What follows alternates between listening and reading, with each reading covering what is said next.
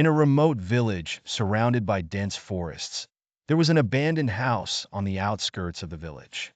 This house was known as a haven for evil spirits, and it was said that whoever dared to approach it at night never returned. On a dark night, a group of curious youths decided to explore the house. The atmosphere was filled with fear and tension, and thick fog covered the area. The trees blocked the moonlight, making the darkness even more oppressive.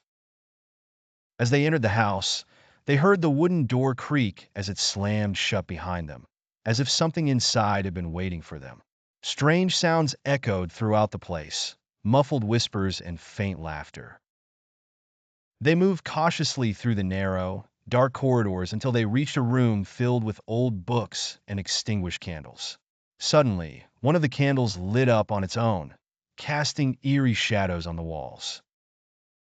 The shadows began to move as if they were living creatures, slowly approaching them.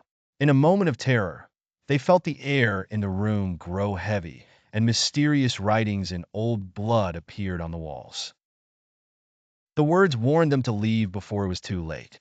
They tried to escape, but the door was tightly sealed, as if an invisible force was preventing them from leaving. Then, a ghostly figure of a woman appeared before them, dressed in a tattered gown, her face disfigured and her eyes filled with hatred. She began to move slowly toward them, and as she got closer, the darkness around them deepened until they could see nothing but blackness. Suddenly, one of them screamed loudly, and everything went black. The house returned to its usual eerie silence. No trace of the youths who entered the house that night was ever found. Since then, the villagers continued to avoid going near that house, which had become a symbol of horror and fear.